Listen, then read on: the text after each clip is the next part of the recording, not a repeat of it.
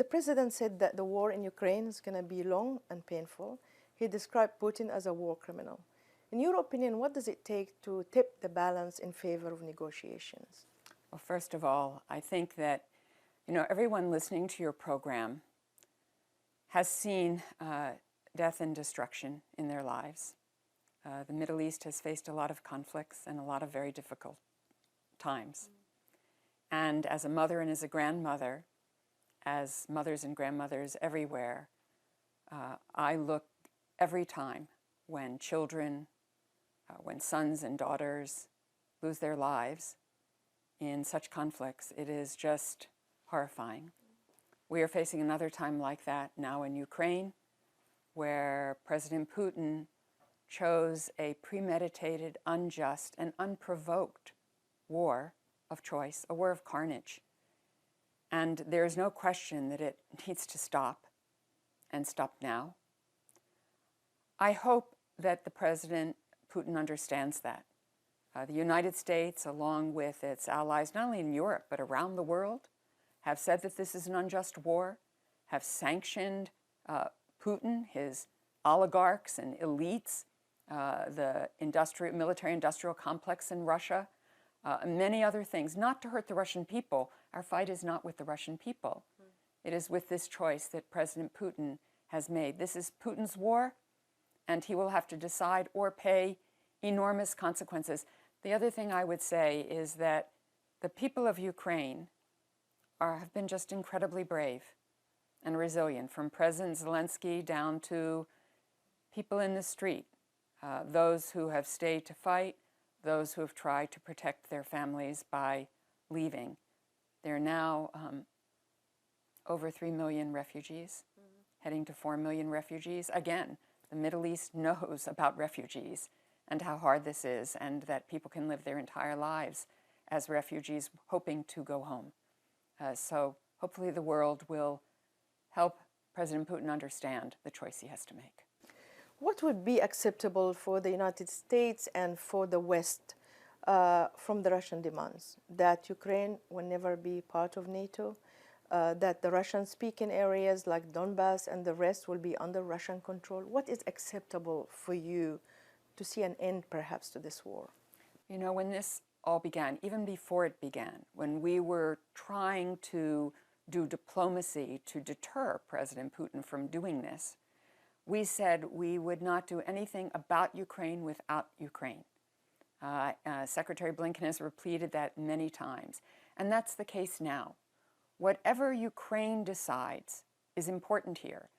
There are principles here of sovereignty, territorial integrity, of the right of a country to make its own political and policy choices. These are all principles that are embedded not only in the international rules-based order, but in the UN Charter. It is something that countries, certainly in the Middle East and all over the world, subscribe to. For whatever reasons, President Putin decided that he would throw those principles out the window and invade a sovereign country on its own territory in an unprovoked way. Ukraine was no threat to Russia. Russia was a large nation with lots of resources, economy, nuclear weapons, of course, on the Security Council. Ukraine was no threat to Russia. Many officials, we just heard from Secretary Blinken, talking about Russia possibility of using chemical weapons. Why you are so sure that the Russians going to use it? Why you warning the world that the Russians going to use it? Well, I hope we aren't sure. I hope we are wrong. I hope that Russia does not use chemical weapons. But it is our assessment that it is quite possible that they will. And one of the reasons we believe that is they've started talking about falsely that the United States has chemical and biological weapons in Ukraine, that we set up labs in Ukraine. This is absolutely positively false. And we know that Russia in the past has often done this as a pretext for action they're going to take. We saw that at the beginning of this invasion, where they said that people in the eastern part of Ukraine were being attacked by Ukrainians. Russians were being attacked by Ukrainians. That was a pretext for going to war. Again, we think this may be a pretext for their use of chemical and biological weapons. And we want the world to know this is possible, so hopefully leaders all over the world will say to Putin, don't do that. Don't do that. Because the consequences will be very severe, not only from the United States, but from countries around the world. International community. One country that's close to Russia is China. You warned them. You said, don't supply Putin with military equipment and do not break the sanctions. Do you think China is listening, considering even the president is going to talk to President Xi? Well, President Biden is going to talk to President Xi tomorrow morning, in part because we want to maintain open lines of communication. We always want to be talking to the People's Republic of China. It's a large and consequential nation. And they obviously have some impact where President Putin is concerned. Jake Sullivan, the National Security Advisor, just met with Yang Yuchur in Rome. It was a tough conversation, but it was very candid, very direct. You want to be on the right side of history. China, you believe in territorial integrity, in the principles of sovereignty, and that countries get to make their own choices. So stand up for those principles. Stop President Putin from this unjust, unprovoked, premeditated war. You worry about Taiwan? Do I worry about Taiwan? Well, I worry that, in fact, that Taiwan can live a peaceful life, that the people of Taiwan are not reintegrated into China by force. The United States believes in a one China policy. We have never doubted that. We are not for the independence of Taiwan, but we don't think that the PRC should take Taiwan by force. As a result of this war, the price of oil went up. How can the U.S. compensate for that? We know that the price of oil is hurting here at home. Are you consulting with your allies, with OPEC countries, with the Gulf states? What are you doing? We're consulting with everyone, but let's everybody remember that if the price of oil is going up, it is Vladimir Putin's fault that the price of oil is going up. It is his responsibility to end this war and allow the markets to work in the way that they should, as opposed to having countries like the United States say they're not going to buy Russian oil anymore. We are indeed talking with the OPEC countries, other countries that produce oil, to try to stabilize the markets. The International Energy Agency, of course, is meeting to make sure that we do whatever we can around supply.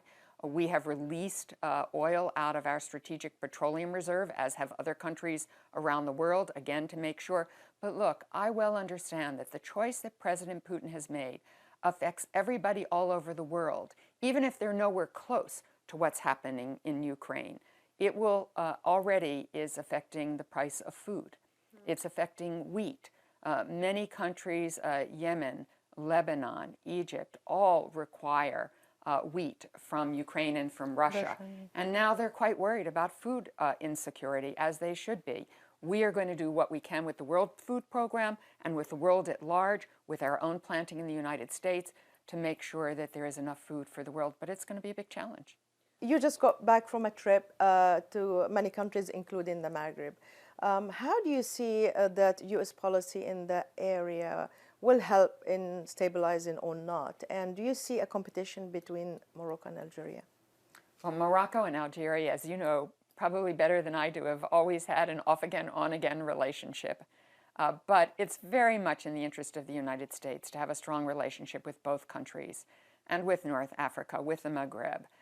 We talked in both countries about our common interests to end the pandemic of COVID-19, about climate and what it's doing, about counterterrorism, about ensuring that whether it's Mali or Libya or the Central African Republic, that we get to peace and stability, that the Wagner group, which is supported by Russia, leaves the area, because when countries allow Wagner into their country, they end up poorer, weaker, and less secure. And so I had excellent conversations, very strategic conversations, both in Morocco and Algeria, about these issues and what we could do together to bring peace, stability, and prosperity to the area. You alluded to the Wagner group in the Sahel. How are you going to counter this Russian military presence in Mali and elsewhere?